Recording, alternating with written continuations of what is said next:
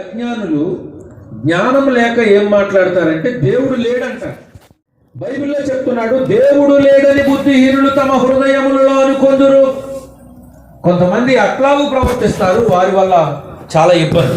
ప్రియమైన దేవుని పిల్లలారా, ఈ రాత్రి దేవుడు మనతో మాట్లాడుతున్నటువంటి అంశాలను చాలా శ్రద్ధగా వివేచనాత్మకంగా మనం వినాలని దేవుడు కోరుతున్నాడు. ప్రియమైన వారులారా, దేవుడు నీతో మాట్లాడుతున్నప్పుడు దేవుని మాటలను నువ్వు అర్థం చేసుకోగలిగితే దేవుని శక్తిని నువ్వు పొందుకుంటావు. రాత్రి దేవుడు ఏం చెప్తున్నాడంటే, నా కృప నీకు కావాలి. ఆమేన్. భక్తుడు బాధపడుతూ ఉన్నాడు, ఒక దిక్కున బాధపడుతూ ఉంటే దేవుడు అన్నాడు, నా కృప నీకు చాలును. అంటే దేవుని కృప మానవులకు ఉంటే మానవ జీవితం సంపూర్ణంగా వెలిగించబడుతుంది. ఆమేన్. దేవునికి మహిమ కలుగును గాక. ప్రియమైన వారలారా, నేను దేవుని కృప పొందుకున్న ఇద్దరు వ్యక్తులను మీకు పరిచయం చేయాలని అనుకుంటున్నాను. ఒక వ్యక్తి పాత నిబంధన కాలంలో, ఒక వ్యక్తి కొత్త నిబంధన కాలంలో. పాత నిబంధన కాలంలో ఒక వ్యక్తి ఉన్నారు, చాలా మంచి వ్యక్తి, దేవుని యందు భయభక్తులు కలిగిన వ్యక్తి. ఒక వ్యక్తిని మీకు పరిచయం చేస్తాను. ప్రియమైన వారలారా, ఆదికాండము 6వ అధ్యాయము 8వ వచనం. ఆదికాండము, జెనసిస్ చాప్టర్ 6 8th verses. అయితే నోవాహు యెహోవా దృష్టి యందు కృప పొందినవాడాయను. హల్లెలూయా. ఇక్కడ నోవాహు అనేటువంటి ఒక భక్తిపరుడు ఉన్నాడు. ఆయన ఎవరి వలన కృప పొందాడు అంటే, యెహోవా వలన కృప పొందాడు. మీకు చెప్పాను, పాత నిబంధనలో ఒక వ్యక్తిని మీకు పరిచయం చేస్తాను. ఆయన పేరే నోవాహు. ప్రియమైన వారలారా, నోవాహు ఎందుకు కృప పొందాడు చెప్పండి. నోవాహులో కొన్ని ప్రత్యేకమైన లక్షణాలు ఉన్నాయి. నీతిపరుడును తన తరము వారిలో నిందారహితుడనై నోవాహు దేవునితో కూడా నడిచినవాడు. హల్లెలూయా. ఎన్ని గొప్ప లక్షణాలు ఉన్నాయి చూడండి. నోవాహు దేవుని కృపను పొందుకున్నాడు అంటే ఆయనలో ఉన్న లక్షణాలను మనం అన్వేషించాలి. ఏమండి, ఒక వ్యక్తి మంచివాడు అంటే ఎలా మంచివాడయ్యాడో మనం వెతుకుతాం కదా. ఒక వ్యక్తిని మంచివాడని ఎలా అంటాం చెప్పండి? అరే, ఆయన చాలా ధర్మకార్యాలు చేస్తాడు, ఎవరైనా పేదవారుంటే వారికి ఆహారం పెడతాడు, ఎవరైనా కష్టాల్లో ఉంటే ఆదుకుంటాడు, ఎవరైనా నా దేహి అని అడిగితే వారికి సాయం చేయకుండా ఉండలేడు అని ఒక వ్యక్తి గురించి మనం చెప్పామనుకోండి, ఆ వ్యక్తిని మనం ఏం చేస్తున్నట్టు? మంచివాడు అని పొగుడుతున్నట్టు. అవునా కదా? ఇక్కడ కూడా ఒక వ్యక్తి ఉన్నాడు, ఆయన పేరు నోవాహు. ఈయనకు దేవుని కృప ఉందంట. ఆయన కృప ఉండడం వలన ఆయన కలిగి ఉన్న లక్షణాలు ఏమిటి? మొట్టమొదటిది నీతిమంతుడు. ఆదికాండములో 6వ అధ్యాయములో 9వ వచనము కానించి మనం ఈ విషయాలు చూస్తాం. ప్రియమైన వారుల 7వ అధ్యాయం 1వ వచనంలో కూడా ఉంటుంది. ఆయన ఎటువంటి వాడట? నోవాహు నీతిమంతుడు. ప్రియమైన వారలారా, నీతిమంతుడు అంటే అర్థం ఏమిటి చెప్పండి? నీతిమంతుడు అనగా నీచమైన దానిని తిరస్కరించేవాడు. ఎవరైతే నీచమైన దానిని తిరస్కరిస్తారో వారు నీతిమంతులుగా తీర్చబడతారు. అయితే దేవుడి కృప పొందుకుంటే ఆ వ్యక్తిలో ఉండే మొట్టమొదటి లక్షణం ఏమిటి అంటే నీతిమంతుడిగా మారిపోతాడు. అంతవరకు చెడ్డవాడిగా, అంతవరకు లోకములో మోసగాడిగా, అంతవరకు లోకములో లోక సంబంధమైన క్రియలు చేసేవాడిగా ఉన్నటువంటి ఒక వ్యక్తి ఎప్పుడైతే దేవుని కృపను పొందుకుంటాడో ఆ వ్యక్తి ఎలా మారిపోతాడంటే నీతిమంతుడిగా మారిపోతాడు. హల్లెలూయా. అలాగే ఈ నోవాహు కూడా దేవుని కృప పొందుకుని ఏమయ్యాడు అంటే నీతిమంతుడిగా మారిపోయాడు. నీతిమంతుడు అంటే అర్థం ఏమిటి? నీచమైన దానిని తిరస్కరించేవాడు. ఈ లోకంలో నీచమైనవి చాలా ఉన్నాయి ప్రియమైన వారలారా. దేవునికి నచ్చనిది ప్రతిదీ ఏమిటి? నీచమైనదే. దేవుని దృష్టిలో ఏదైతే అసహ్యమో దానిని చేసేవాడు కూడా నీతిని అతిక్రమించుచున్నవాడని అర్థం. కాబట్టి ఈ నోవాహు అలా లేడు. ఎలా ఉన్నాడు? నీతిని అనుసరించేవాడిగా ఉన్నాడు. అందుకే ఆయన లక్షణాలలో, దేవుడు ఆయనకి ఇచ్చిన లక్షణాలలో ఒక మంచి లక్షణం నీతిమంతుడిగా ఉండడం. హల్లెలూయా. రెండవది చూడండి, ఆదికాండము 6వ అధ్యాయం 9వ వచనంలోనే ఆయన నిందారహితుడు. హల్లెలూయా. ఎటువంటి వాడటండి? నిందారహితుడు అంటే తన మీద ఇంత మచ్చ కూడా వేయడానికి ఎవరికి అవకాశం లేదట. నిందారహితుడు. చూడండి, నిందారహితుడు అని అనిపించుకోవడానికి ఎంత గొప్ప ధన్యత ఉండాలి ప్రియమైన వారలారా. దేవుణ్ణి కృప పొందుకున్న తర్వాత, దేవుని కృప ఎప్పుడైతే ఆ వ్యక్తి మీదకి వస్తుందో ఆ వ్యక్తి ఎలా మారిపోతాడంటే నిందారహితుడిగా మారిపోతాడు. అంతకుముందు నింద లేడివాడనా కాదు, అంతకుముందు తాగుపోతాడు. అరే వీడు ఎక్కడ పడితే అక్కడ పడిపోతాడరా, ఎవరిని పెడితే వారిని కొడతాడరా, ఎవరిని పెడితే వారిని బూతులు తిడతాడరా అనేటువంటి ఒక వ్యక్తి మారిపోయి దేవుని కృపను పొందుకుని మందిరానికి వెళుతూ దేవుని ఆరాధనకు యోగ్యుడిగా తయారైతే అటువంటి వ్యక్తిని చూసి మనం ఏం చెప్పుకుంటాం? ఈడులో ఏ పాపం లేదురా, ఈడు నిందారహితుడిగా ఉన్నాడు. హల్లెలూయా, అవునా కదా? అంటే ఇక్కడ దేవుని కృపను పొందుకుంటే లోకంలో ఉండి చీకటిలో బ్రతుకుతున్న ఒక వ్యక్తి ఎలా మారిపోతాడంటే నిందారహితుడిగా మారిపోతాడు. నోవాహు అలా మారిపోయాడు. హల్లెలూయా. అందుకే నోవాహులో ఉండే రెండో లక్షణం నిందారహితుడు. తర్వాత చూడండి, తర్వాత అదే ఆదికాండం 6వ అధ్యాయం 9వ వచనంలో దేవునితో కూడా నడిచినవాడు. హల్లెలూయా. ఎవరితో నడిచినవాడు? దేవునితో కూడా నడిచినవాడు. ఈ లోకంలో దేవునితో కూడా నడవడం అనేది మామూలు విషయము కాదు. చాలా మంది అనుకుంటారు దేవునితో నడవడం అంటే దేవుడు పక్కన ఉన్నాడు కాబట్టి దేవుడు పక్కన ఉంటే ఈయన కూడా చట్టపట్టాలు వేసుకుని నడిచాడు అనుకుంటారు. కాదు, దేవునితో నడవడం అంటే అర్థం ఏమిటంటే దేవుడు చెప్పిన పని చేయడం. హల్లెలూయా. దేవుడు చెప్పిన పని చేయడం. దేవుడు ఏదైతే చెప్పాడో, దేవుడు ఏదైతే చేయమన్నాడో, దేవుడు దేనినైతే ఆచరించమన్నాడో, దేవుడు దేనినైతే పలకమన్నాడో దాని ప్రకారం ఎవరైతే జీవిస్తారో వారందరూ కూడా దేవునితో నడిచేవారని అర్థం. హల్లెలూయా. ఒక నాయకుడు ఉన్నాడు అనుకోండి, ఆ నాయకుడు కూడా నడుస్తాడురా వీడు అంటే అర్థం ఏంటి? ఆ నాయకుడితో పక్కన నడుస్తాడని కాదు, ఆ నాయకుడు కూడా వీడు ఉంటాడు, ఆ నాయకుడు చెప్పింది చేస్తాడు అని అర్థం. హల్లెలూయా. లోకంలో ఉండే నాయకులకి ఎంత విలువ ఉంటే నిన్ను నన్ను తయారు చేసిన సృష్టికర్త అయిన యెహోవాకు మనం ఎంత దగ్గరగా జీవించాలి, అది జీవించి చూపించాడు. నోవాహు ఏం చేశాడు? దేవునితో నడిచినవాడు. ఏమండి, ఎవరితో నడిస్తే వారి బుద్ధులు వస్తాయంటారు, అవునా కదా? ఏమంటారు? ఎవరు సహవాసం చేస్తే వారి బుద్ధులు వస్తాయంటారు, అవునా కదా? అరే వీడు పాలన సుబ్బారావు గారు మనవడితో తిరుగుతాడురా అందుకే వీడు ఇలా పాడైపోతున్నాడు అంటాం, అవునా? జనరల్గా ఏమంటాం?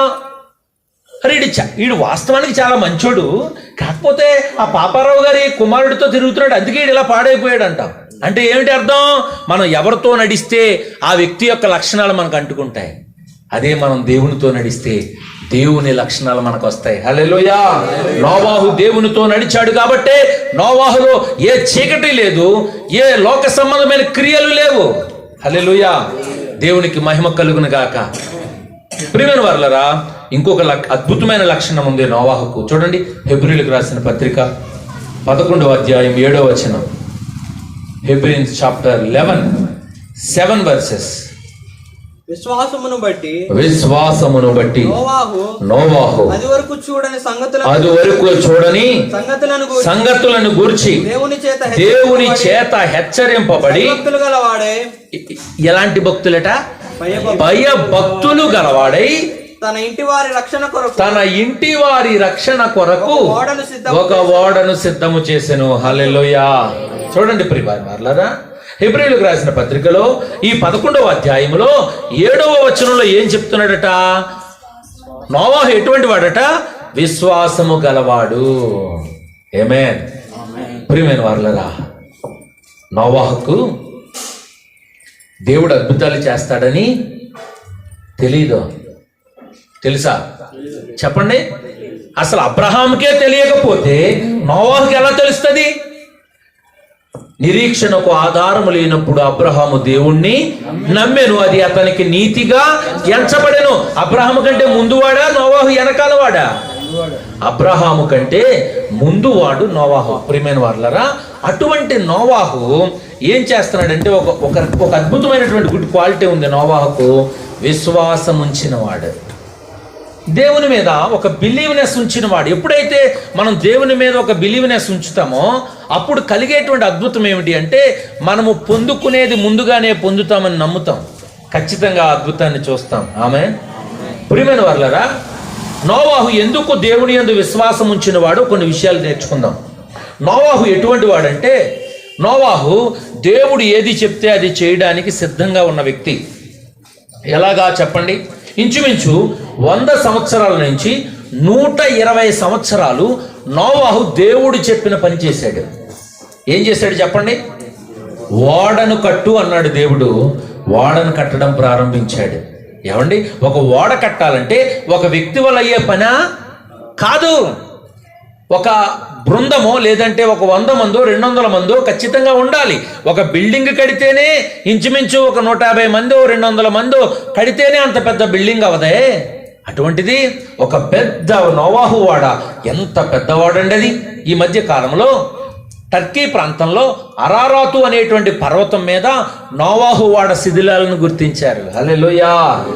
బైబిల్ చరిత్ర కలిగినది అనడానికి ఇంతకంటే అద్భుతమైన ఆధారము మరొకటి ఉండదు. ఎప్పుడో క్రీస్తు పూర్వం నోవాహు కాలంలో తయారు చేయబడినటువంటి నోవాహు వాడ ఈ మధ్య కాలంలో టర్కీ ప్రాంతంలో అరారాతు పర్వతం మీద ఆ శిథిలాలు గుర్తించారు. అవి శాస్త్రవేత్తలు అప్పటి కాలం నాటివని నిగ్గు తేల్చారు. హల్లెలూయా! సత్యము ఎవరు మరుగుపరిచినా మరుగవదు ప్రియమైన వాళ్ళరా.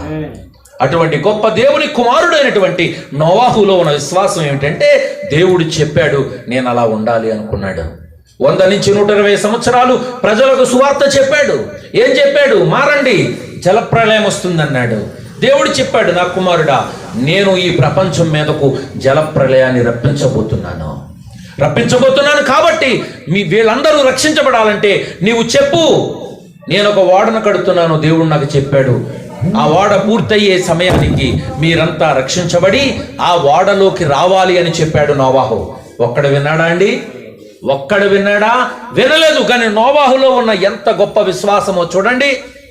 ఎవరు వినినా వినకపోయినా, ఎవరు తనకు ఓడ కట్టడానికి సహాయము చేసినా చేయకపోయినా, తన ఇంటి వారితో కలిసి నోవాహు జలప్రళయంలో రక్షించబడ్డాడు. హల్లెలూయా! కట్ చేస్తే ఈ రోజున నోవాహు గురించి మనం చెప్పుకుంటున్నాం. నోవాహు ఒక భక్తిపరుడని, నోవాహు నీతిమంతుడని, నోవాహు విశ్వాసం కలిగిన వాడని, నోవాహు భయభక్తులు కలిగిన వాడని మనం చెప్పుకుంటున్నామే. ఇన్ని గొప్ప లక్షణాలు ఒక వ్యక్తి గురించి మనం చెప్పుకుంటున్నామంటే ఆ రోజున చరిత్రలో ఉన్నటువంటి నోవాహు ఇప్పటికీ కూడా మనకు ప్రత్యక్షం అవుతున్నాడు ఆ శిథిలాల ద్వారా. హల్లెలూయా! ఎంత గొప్ప విశ్వాసం! బైబిల్లో రాశాడు హెబ్రీ 11:7లో, నోవాహు విశ్వాసముతో అది వరకు చూడని సంగతులను గూర్చి దేవుని చేత హెచ్చరింపబడి. ఒకసారి ఆగుదామా? అత వరకు ఎప్పుడూ కూడా నోవాహు అద్భుతాలు చూడలేదు. ఎందుకు చూడలేదు అంటే నోవాహుకు దేవుడి గురించి తెలియదు. నోవాహు కూడా లోకంలో ఉన్నటువంటి వ్యక్తే, కానీ దేవుడు నోవాహుని ఎన్నుకున్నాడు. ఇప్పుడు చెప్పండి, నోవాహులో ఉన్నది ఏమిటి? దేవుని కృప. హల్లెలూయా! అందుకే 6వ అధ్యాయంలో మనం ఏం నేర్చుకున్నాం? నోవాహుకు ఎవరి కృప తోడుగా ఉందట? యెహోవా కృప, అనగా దేవుని కృప తోడుగా ఉంది. ప్రియమైన వారలారా, నోవాహు కలిగినటువంటి ఆ అద్భుతమైనటువంటి లక్షణాలు ఏదైతే ఉన్నాయో ఆ లక్షణాలు నువ్వు కూడా కలిగి ఉంటే నువ్వు కూడా దేవుని కృపను పొందుకుంటావు. ఆమేన్. లోకం దాని ఆశలు గతిస్తాయి, కానీ దేవుని ప్రేమ ఎన్నడూ గతించదు. ప్రేమైన వాళ్ళు ఎంత గొప్పవాడో చూసారా? హల్లెలూయా! కాబట్టి నోవాహు ఎటువంటి వాడు అంటే దేవుని కృపను పొందుకున్నవాడు, జలప్రళయంలో తన కుటుంబాన్ని రక్షించుకున్నవాడు. నోవాహు ఏమైనా చెడ్డవాడా? కాదు ప్రియమైన వారులా. నోవాహు ఎటువంటి వాడు చెప్పండి? నోవాహు ఎటువంటి వాడు?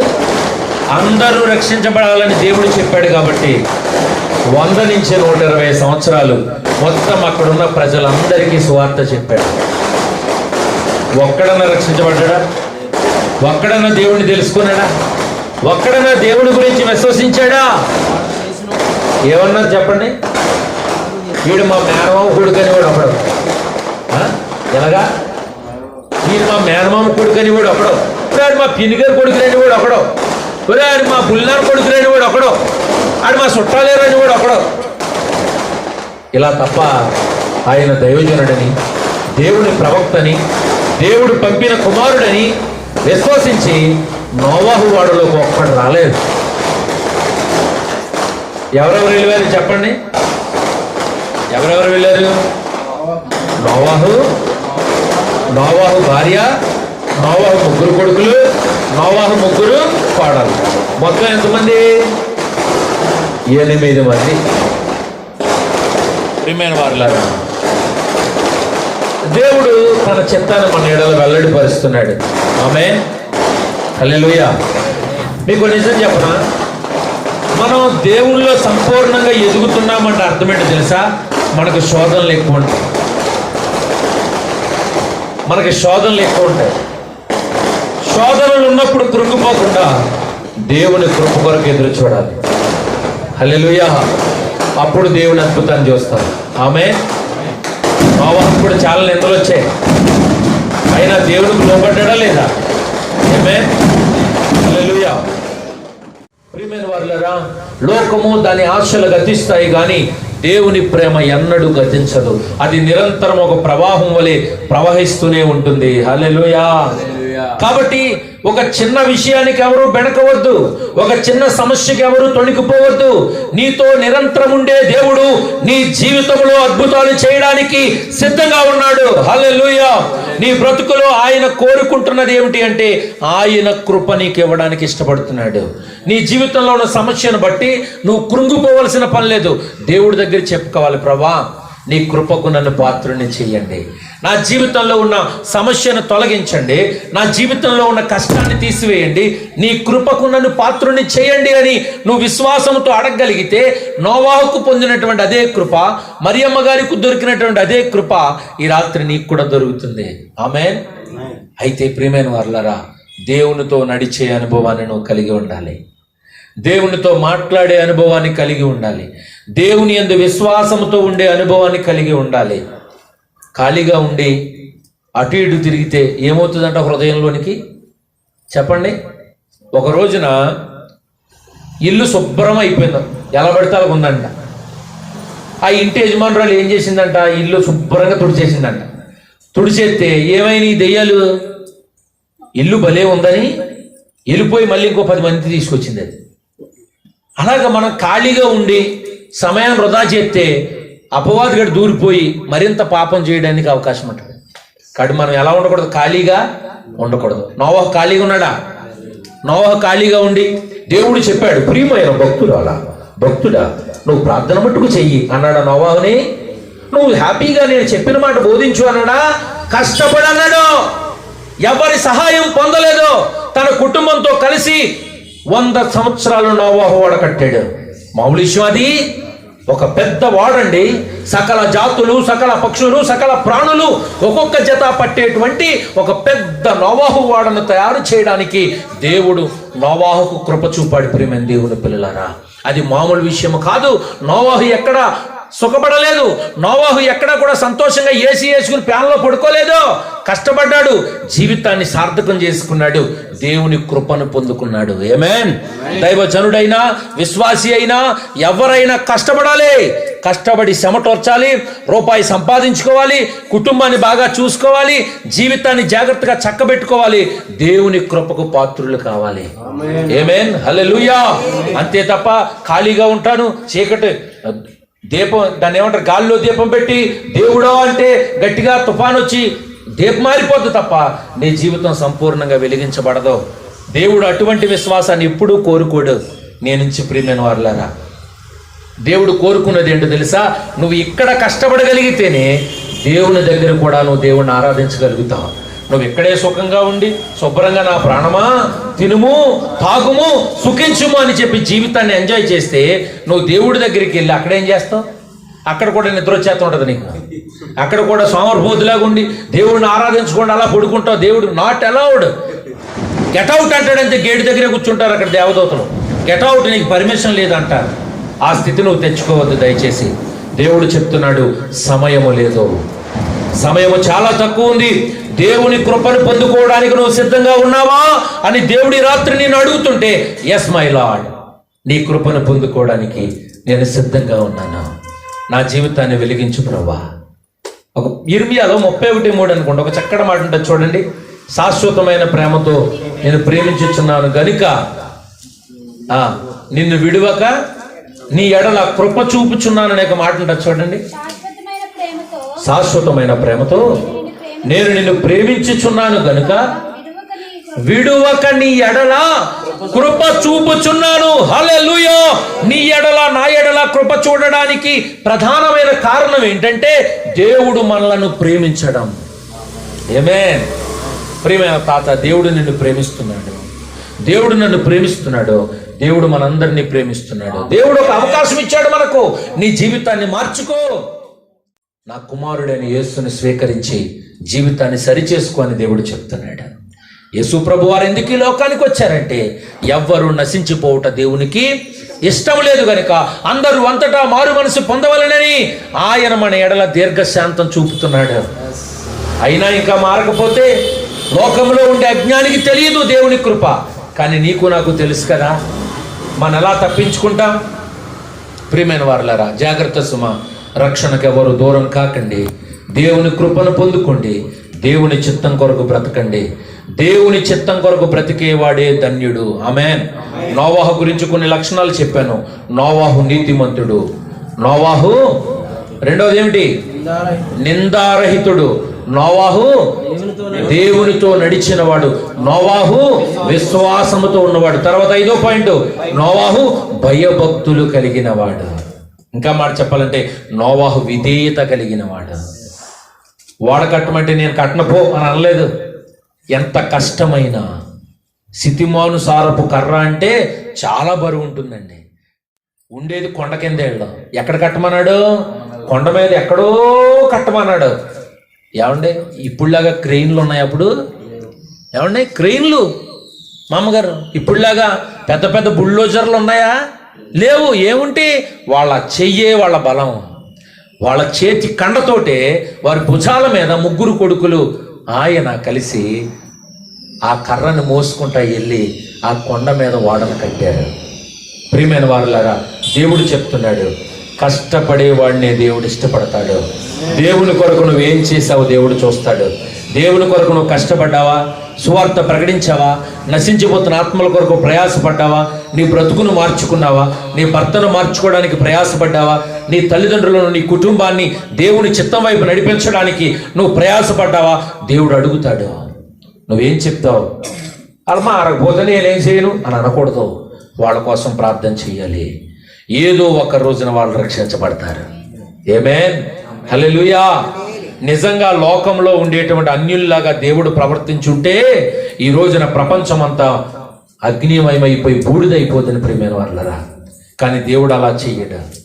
దేవుడు అలా చెయ్యడు. అందరూ అంతటా మార్పు చెందడం దేవుని ఉద్దేశం. ఆ వంతు కృషి నువ్వు కూడా చేయాలి. నీ జీవితం కూడా దేవునికి ఇష్టంగా ఉండాలి. ఆమేన్. ఈ రోజు నుంచి ప్రార్థన చేసుకోండి. ప్రభువా, నీ కృపను నేను పొందుకుంటాను, నీ ఆత్మ నేను పొందుకుంటాను, నీతో కలిసి నడుస్తాను, నా జీవితాన్ని సరి చేసుకుంటానని విశ్వాసంతో దేవుణ్ణి అడగండి. మీకు నిజం చెప్పనా? నేను ముగిస్తున్నాను. రేపు దేవుడు అడుగుతాడు తీర్పు దినాన.